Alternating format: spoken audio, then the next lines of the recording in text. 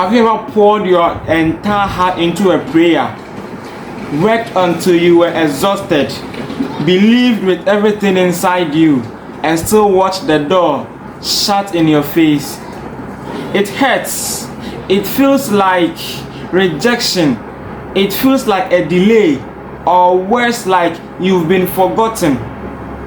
We've all been there, standing in the middle of a broken plan, asking the exact same question: why did this happen? But I did everything right. But what if I told you that closed door was never meant to punish you?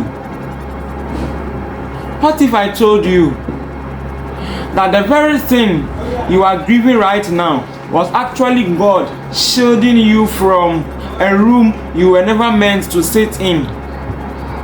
In this video, we are unpacking the truth about why God's will is still a blessing, even when it hurts, even when it forces you to start over, and especially when it contradicts your original plan. By the end of this video, you won't just understand the truth intellectually, you are going to walk away with deep, unshakable peace about where you are in your life right now. Let's start with why we are stressed out in the first place.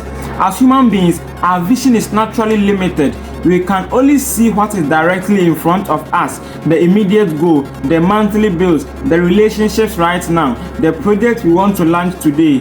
Because we only see the present moment, we evaluate them as blessings. We evaluate blessings based on short moments. If something feels good right now, that is what we call as a blessing. If something feels hard or uncomfortable, we label it as a curse or a failure. But God doesn't operate in a short-term comfort. He operates in a long-term alignment. Think about a builder constructing a high-rise foundation. To someone watching from the streets, digging a massive dirty hole in the ground looks like a distraction. It looks like a step backward. The builder knows that to hold the weight of 50 floors, the foundation has to go deep into the dirt. When God dismantles a plan you worked hard to build, He isn't ruining your life. He is digging the foundation deeper, because what He is preparing to put you on top requires more strength than your old mindset could handle. We have to stop calling every closed door a loss. Sometimes a closed door is the highest form of protection you will ever receive. How many times in your past life have you begged for something and you came out to say, thank God that didn't work out? Let me give you an example. You didn't get a specific role in a company, and few months later you realize the company have collapsed. That relationship you were in, it ended, and it forced you to discover your potential and identity and even strength. You are doing an investment, that investment failed, and then you finally learned about financial discipline and you needed for the bigger move you are making today. All these are examples that happens in reality, that when something else collapses, it is opening an opportunity either to reform you or to let you understand a new reality. When God says no or not yet, it isn't because He is withholding good things from you. It's because He sees the hidden traps further down the road that you are blind to it right now. His no is actually protecting your future. His delay is maturing you, your character. If God gave you the final reward before you build the strength to carry it, the weight of that blessing would crush you. So now the question is, how do you practically transition from feeling frustrated to walking in peace? It comes down to shifting your focus from control to trust. When you try to control every outcome, every detail and every timeline, you carry a weight you were never created to hold. Anxiety lives in the gap between you and what you control. Here are 3 shifts to make right now. Stop bargaining with the past. Let go of what ifs. God's will isn't where you are standing right now. Surrender the timeline. Please. The moment you stop forcing things to happen on your clock, the pressure decreases instantly. Thirdly, recognize peace as a higher priority than speed. Moving fast in the wrong direction will cost you more time than waiting for the right door to open. At the end of the day, God's ultimate will for your life is not to make your journey completely free of friction. It is to mold you into a person of character, power, purpose, and peace. When you surrender your personal agenda and say, Lord, direct my steps, protect my path, and align me with what is truly meant for me, a heavy burden falls off your shoulders. You no longer have to compete, manipulate, or stress.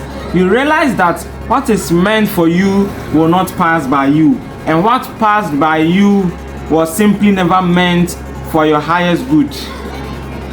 If this message resonates with you today and brought clarity to what you are doing today, or it brought clarity to what you are facing, I want you to drop the words "trusting the plan" in the comment section below. Let's build a strong community of encouragement in the comments. And please, if you have watched to this part, to make sure to hit that subscribe button to join us on the journey of every single day as we build, grow, and align our minds for true success. And if you want to keep the mindset locked in, tap on the video on your screen right now to watch the next lesson. I'll see you over there. You see, a similar story is what we can learn from the story of Steve Jobs. In 1985, Steve Jobs was fired from Apple, the very company he co-founded that he poured his life into. It looked like a devastating career-ending failure on the world stage. He was exited. Instead of quitting, he used that painful setback to start a new computer company called Next, that is NEXT, and acquire Pixar Animation Studios. During those years away, he developed revolutionary software and storytelling technology. A decade later, a struggling Apple bought Next. His job returned as the CEO, bringing the exact technology and vision created during its failure to build the iPhone and the iPad that we are using today. The most valuable company on earth is what his failure, during the time of his failure, he envisioned creating. What felt like the biggest rejection in the world was actually the preparation for his greatest triumph. According to Genesis chapter 50 verse 20, it says, "You intended to harm me, but God intended for good to be accomplished." Sometimes the painful setback isn't the end of your story. It is God rerouting you toward a bigger blessing you couldn't have built on your original path. So instead of murmuring, instead of imitating words saying, "Why am I suffering? Why is this thing happening to me? Why aren't things going on as I have planned?" Understand that they are all part of God's will. That is why Jesus Christ said to the people in Matthew that whenever you pray, pray that "Our Father in heaven, hallowed be thy name, your kingdom come, thy will be done on earth." It is only God's will that will always prevail. So if God's will isn't aligned with the visions and the things you are doing, you will see life as a retardation. It might seem that you are not progressing, but God is actually shaping you, envisioning you into a body to be so important and valuable than you are expecting. So sometimes just be patient with God. Let him use you completely. Stop rushing things out. Something that someone is using a day to achieve, equally you can use 10 days and achieve that same thing. Don't let the pressure on social media make you think you are worthless, you are useless, you are not worth anything. Sometimes the greatest things takes time. That is what you need to understand. Most greatest things in life, they take time to establish. When the Apollos wanted to go to the moon, They didn't go within a day. It took them 10 days.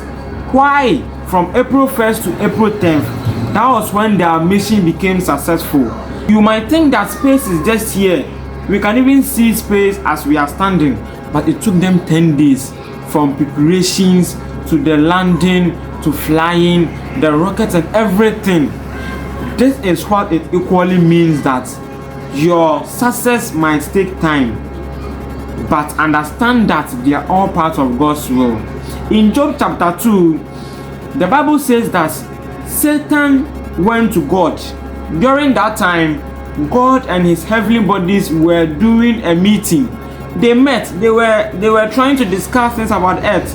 And Satan went. All of a sudden he said, I have traveled across the length and breadth of the earth, and I have seen that your Job, that is Job your servant, he is doing well, so I want to spoil his life. That was when God made Satan understand that for the flesh of Job you can do anything, you can torture Job, you can do everything, but the heart and soul of Job is with me, God. When Job started facing the afflictions, when the sores and the boils started coming to his skin, you might think that Job is actually coming to quit. Even his wife that he was staying with, the wife began to question, why don't you leave your God in this affliction and be free? But Job knew that God is having a perfect plan for him. God made Satan do whatever he wanted to do with Job. Satan thought he has won. Satan thought everything was on his path, until he realized that it is just 1/3 of the portion that God have given him. God made everything possible for Job, and when the right time came, he showed his true power, that indeed he is the commander, he is the chief authoritator over everything on this world.